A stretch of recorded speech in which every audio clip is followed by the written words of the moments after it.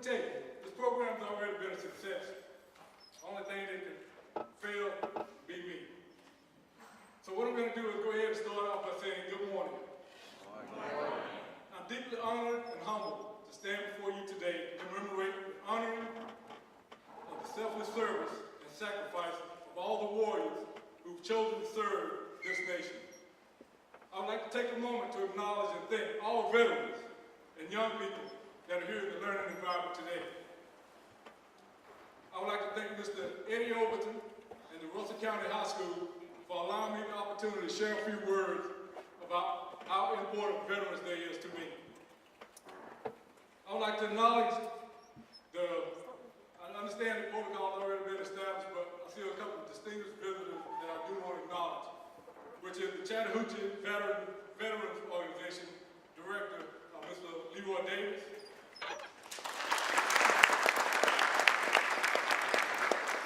The other command sergeant majors and commanders that are here still in uniform today. I would also like to reintroduce you to the Georgia Military Hall of Fame recipient, Ms. Patricia Liddell.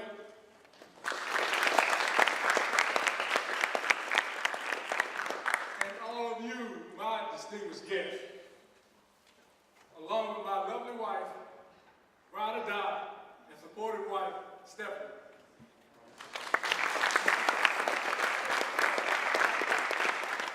Now, no matter what branch of service that you served in, whether you were in peacetime or wartime, whatever your job was, or whether you only served for hours, days, months, or years, you served. Raising your hand and committing yourself and your family to the sacrifice that the military requires was a brave, an honorable, and a selfless act. So for that, I want to thank you, all for those who have served and those that continue to serve today. America can sleep and rest well at night because warriors know the risk, but they accept them in many cases to ensure that others don't have to. Now, there's nothing great or spectacular that I can tell you about myself or anything that I've done, because I've had the pleasure of serving and becoming good friends with some amazing people. That to me, they are the true heroes. Let me tell you about a soldier that I was honored with the chance to get to know him personally. While he was serving as the gunner of my gun truck in the Southern province of Iraq. His name was Specialist Rojas, affectionately known to me as Kenny D. He was a 21-year-old Caucasian male from Florida. He climbed up in the gunner's hatch each and every day or night when we went out on patrol. He always wore a huge smile on his face, and he would always tell me stories about why he joined the Army to make a better life for himself and his soon-to-be bride. There was another amazing warrior and best friend of mine, known as Sergeant First Class Michael Babbitt. Talk about a warrior that enjoyed being a leader at the platoon sergeant level. There was none that was integrated.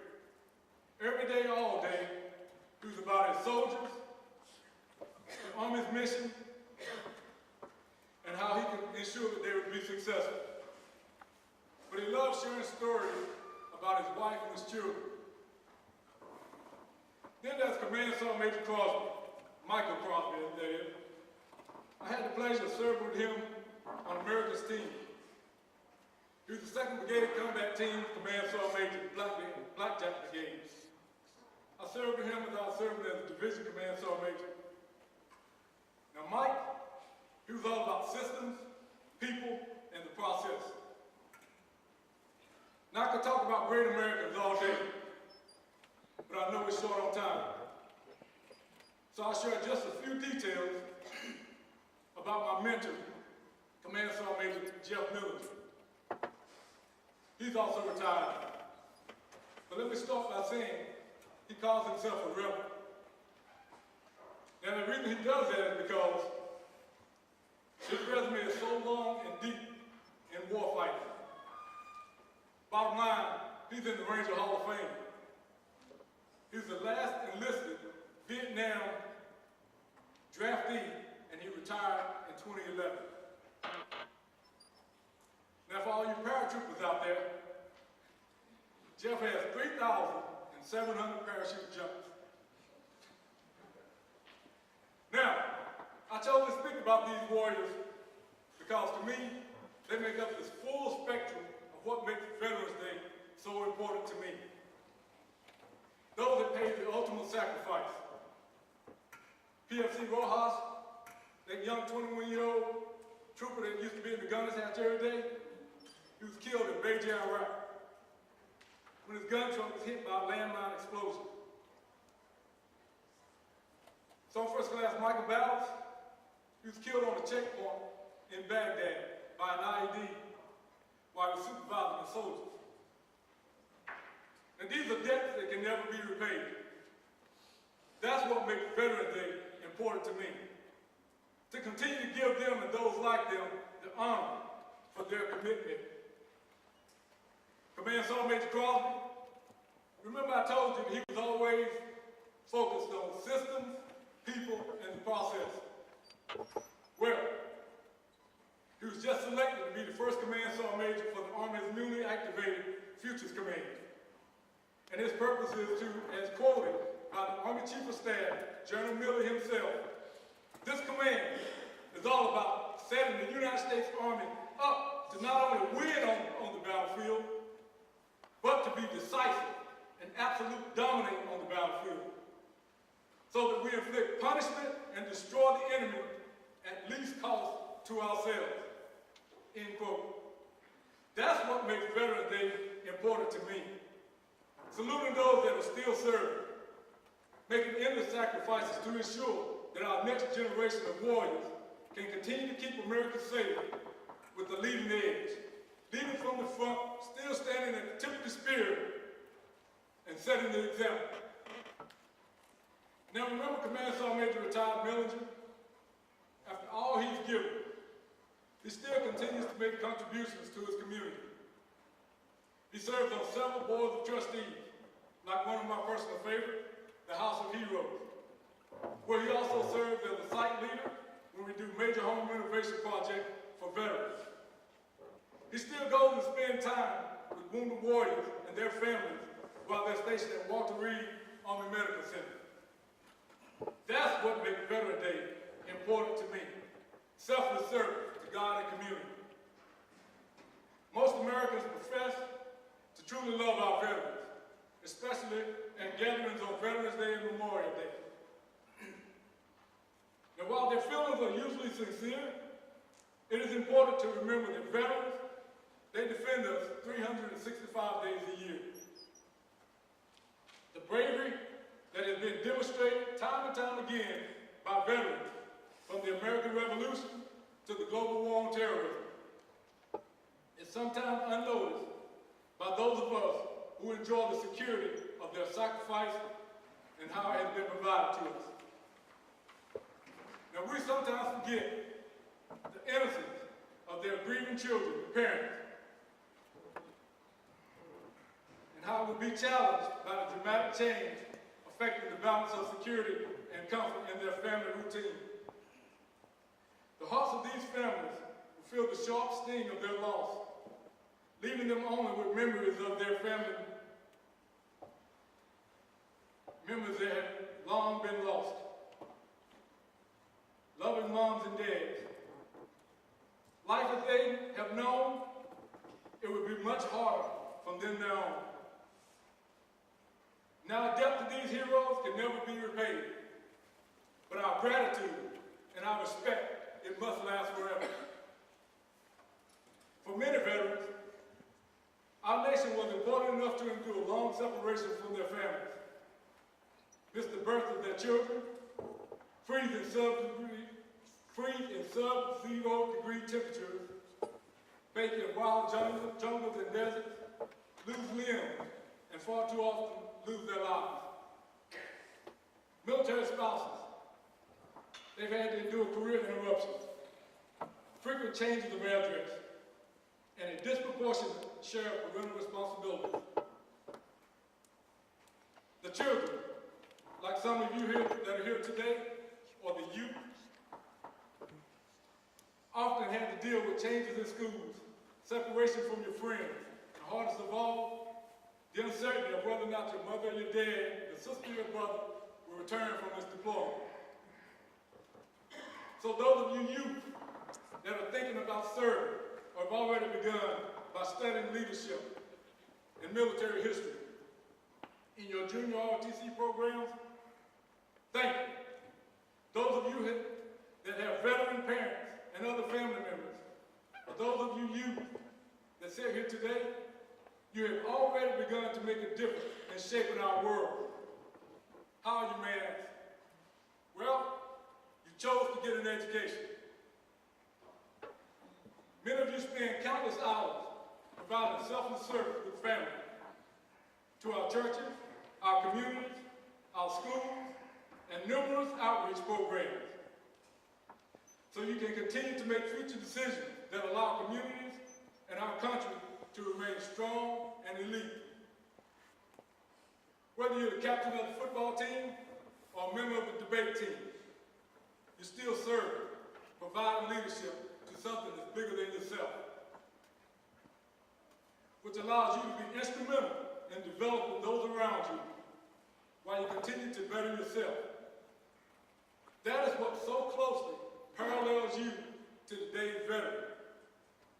Let me just say, I have great respect and appreciation for contributions and sacrifice. You cannot fight a war without veterans. And while the utopian ideal of society without war is appealing, let us not forget, wars have liberated slaves, stopped genocide, and toppled terrorists. Those who defend us from our enemies must be supported and honored. Regardless of the branches of service that you serve, we need to thank veterans for how they have served us, even when the guns have temporarily stopped firing. Veterans don't ask for much. They do not want to be in a special class. But the cost of multiple and extended wars has put us there. And while not all veterans see war, all who served in the military have expressed a willingness to fight if called. Veterans have given us freedom, security, and the greatest nation on earth. It is impossible to put a price on them. We must remember, we must appreciate them, and we must honor them. That's why Veterans Day is important to me. Thank you for your attention. God bless you for being here. God bless our veterans, and God bless America. First team, go up! Go up!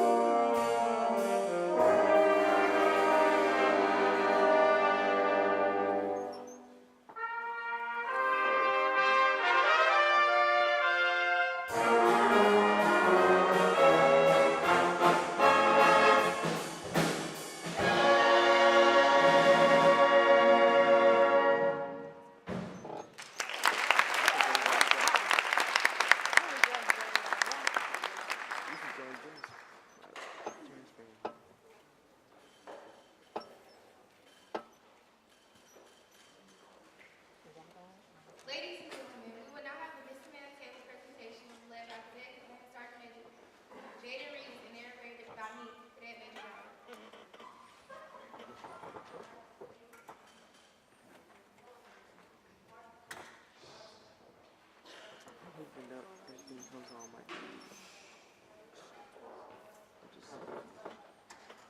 have been noticed a special table. It is reserved to honor our missing men. Set for 6, the empty chairs represent Americans who were or are missing from each of the services. Army, Marine Corps, Navy, Air Force, Coast Guard, and civilians. All with us in spirit.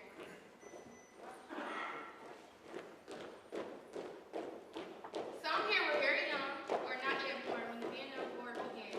However, all Americans should never forget the brave men and women who answer our nation's call and serve the cause of freedom in a special way. Let me explain the meaning of this table and then join me for a moment of silent prayer.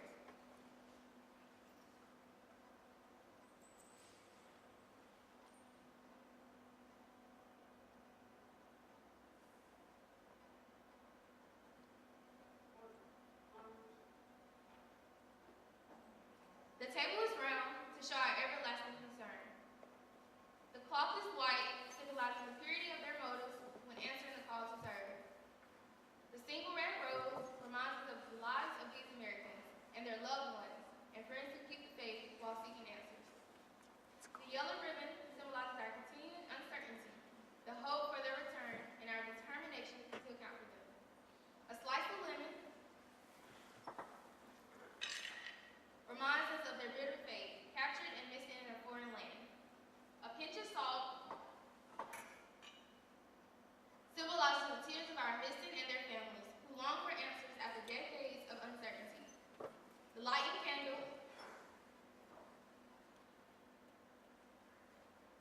reflects our hope for their return, alive or dead.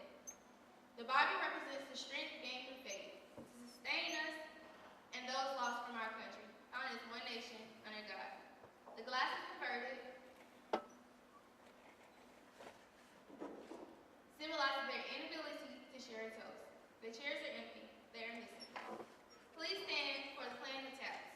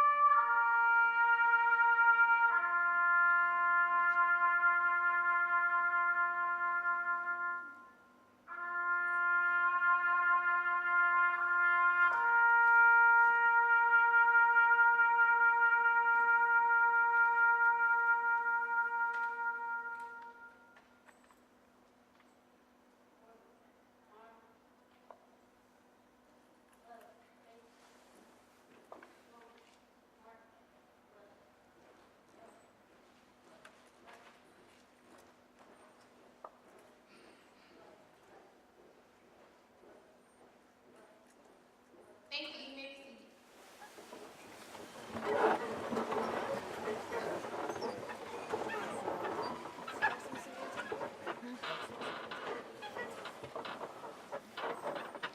Now we'll have our sponsors from the Alabama Army National Guard.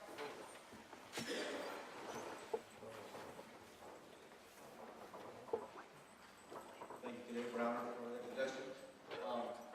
Major Jones, thanks for allowing me to be here. Sergeant Jackson for setting this up. Good morning, everyone. Good morning. I'm Major Chris. I'm active Alabama Army National Guard. I work full-time at the Eufaula Armory, which is down the street from here. I'm the battalion XO there at the 1103rd Combat Sustainment Support Battalion. But I live in Tallahassee. I should be there in Eufaula for another month and a half, and my new assignment will be at the Upper University ROTC department. I'll be the Associate Professor of Military Science there. So it's great to be here to speak to you about Veterans Day. Just let me take a moment of your time and just listen to me for a moment. Next Sunday is Veterans Day. what's so special and important about this day? Well, we as a nation are honoring over 25 million military veterans in the U.S. Military veterans such as Army, Navy, Air Force, Marines, and Coast Guard. I grew up in a military family and have been to a lot of places. And yes, I'm a veteran. I have been in the military for over 31 years.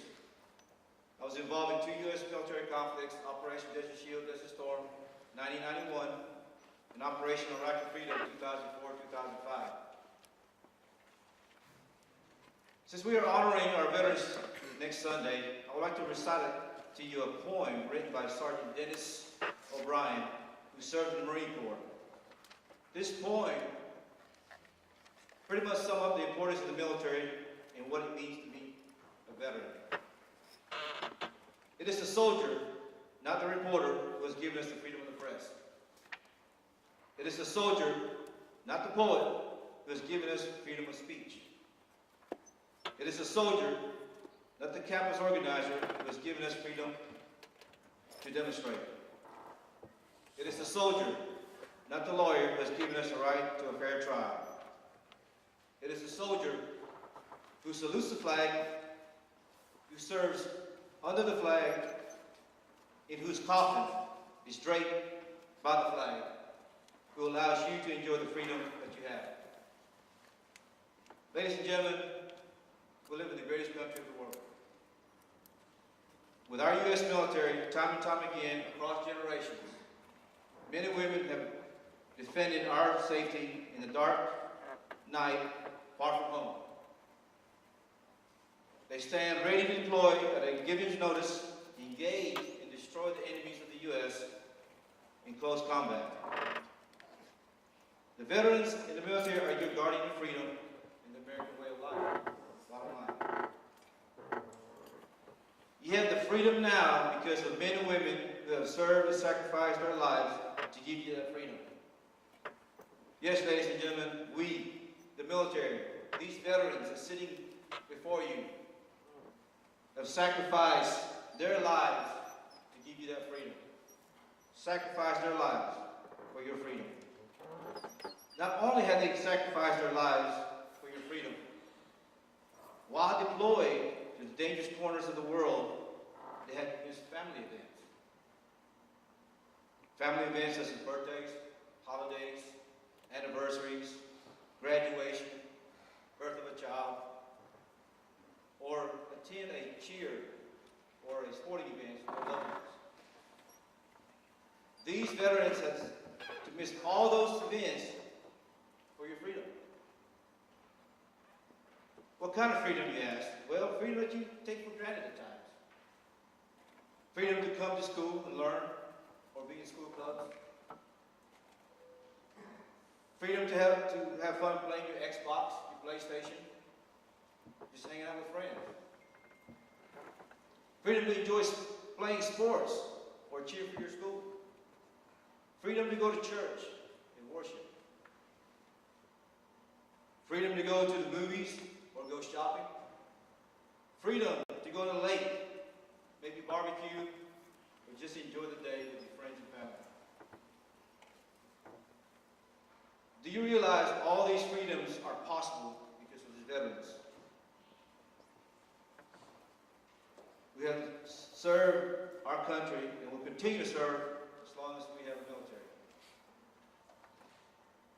Ladies and gentlemen, I would like to challenge each and every one of you, the next time you say the Pledge of Allegiance to the flag, or when you hear the national anthem, to place your hand over your heart and take a moment to remember and truly think about the sacrifices that have been made for you, by men and women who have dedicated their lives so that you can enjoy liberty and freedom each and every day. Don't be the one. Don't be the one when the national anthem is playing or the Pledge of Allegiance is being recited. You are talking. You're texting. Horseplaying. Or continuing to walk pretending you don't hear anything. Everyone here knows what I'm talking about. You've seen them. The national anthem or the Pledge of Allegiance will only take 30 seconds to 2 minutes of your time. That's all. It's not long, considering what these veterans have done for you. It's the least thing you can do for them.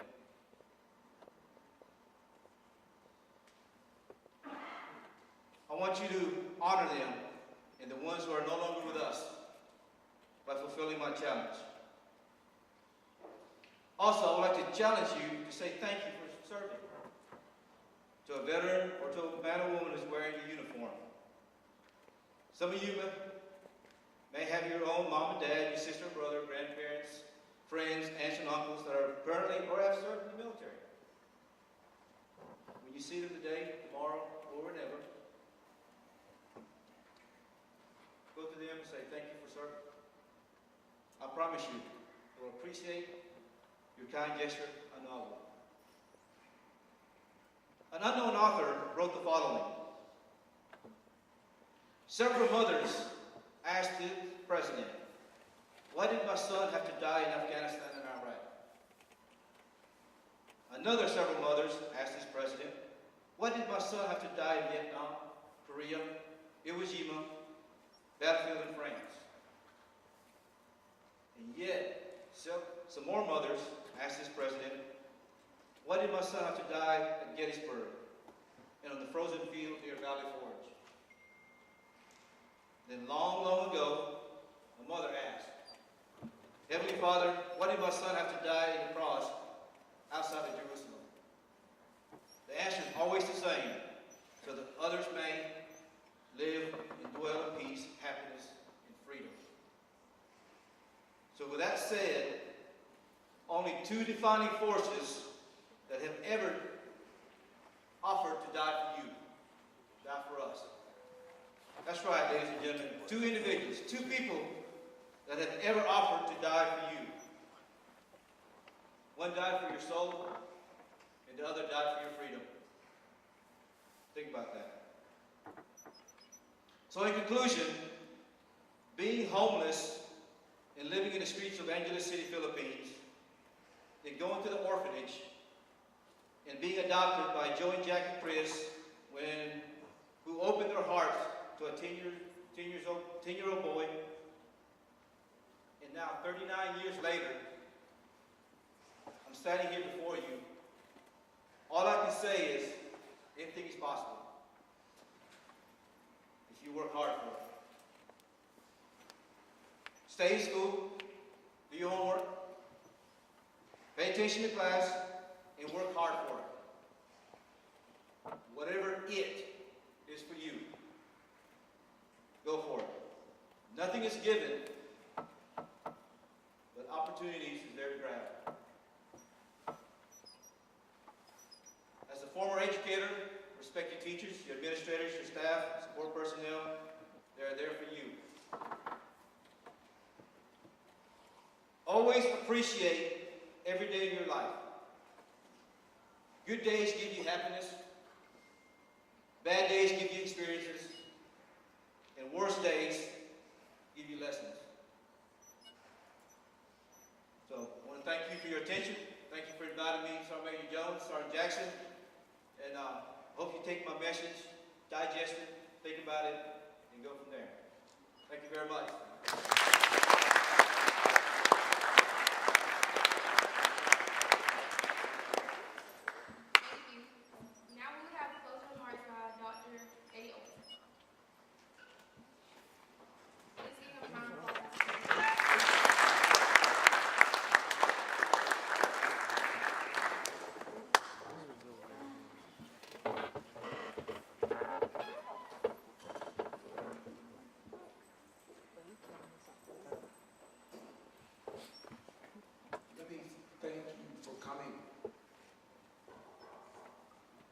Serve, let me thank you for serving. Those who will serve, in advance, I thank you for your service. December 79, 15th of December, I raised my hand and took an oath. The next summer,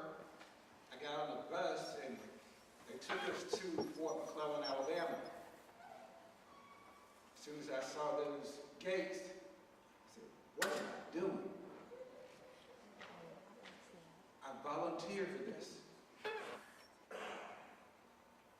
Midway through basic training, a female lieutenant came in and stopped the sergeant who was at the podium, whispered something into his ear, and hurriedly left the building as though she was crying.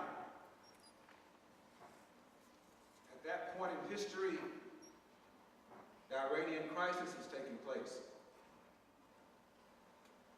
He gathers our attention and states, the Iranians have just brutally murdered all the hostages.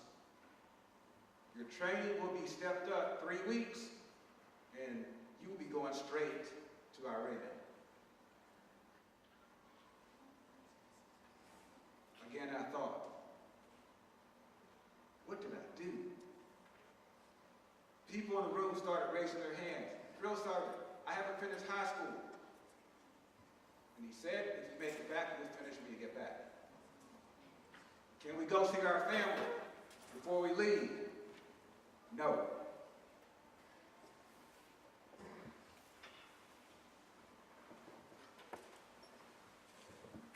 As history plays out, we know that didn't happen. But they wanted us to know the seriousness that we should take our training. Veterans have taken it seriously. You've heard about all the sacrifices that take place when you raise your hand. That's the last ceremony, which some of us had a hard time participating in, even by just being someone who just used the ceremony. Some gave the ultimate sacrifice.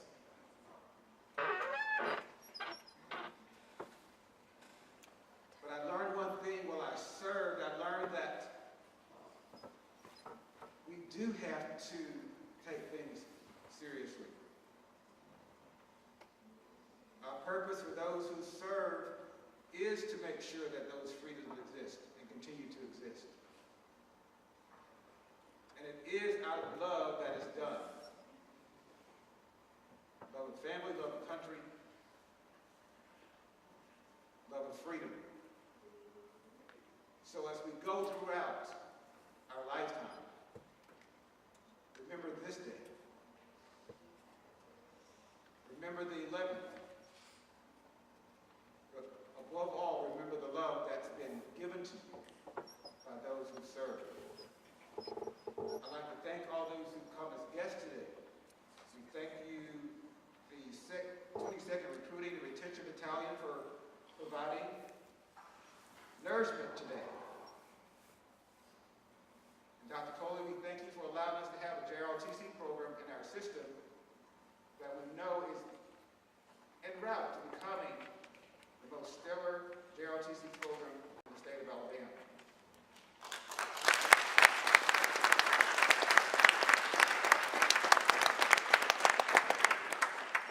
Thank you, Command Sergeant Major Dunstan, for saying yes the first time I asked.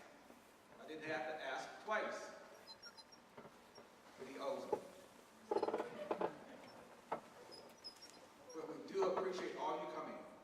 For those of you who have served, would you mind standing if you're able?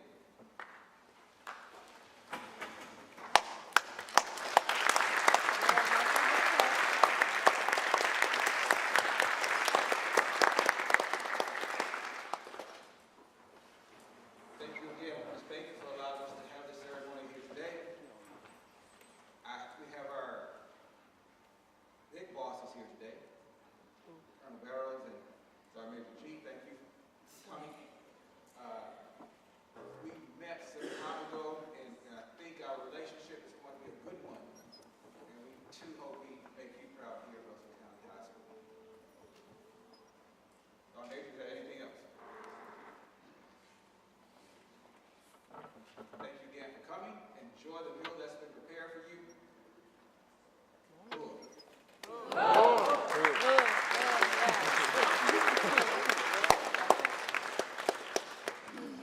Well, what Veteran Day means to me is giving honor to those who served in the military for showing their patriotism towards the United States of America.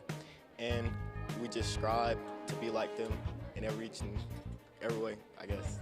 Veterans Day means to me giving thanks to everyone that served and showing that we actually appreciate them and appreciate them for coming out, and that we appreciate everything that they do and that we appreciate them. I joined JRTOC to show that I can become a leader and participate in different events over time and negotiate with people. Well, the reason I joined JRTOC was to really work on my leadership skills and get a jump start for like after school, military-wise, and just help out the community. I joined JRTOC because I grew up watching my uncle just like all the veterans that came out today, and I actually want to be just like them, and I want to go into the Air Force and show everyone else I actually appreciate what they do. After JRTOC, I want to go into the military, the Air Force branch, and do emergency management.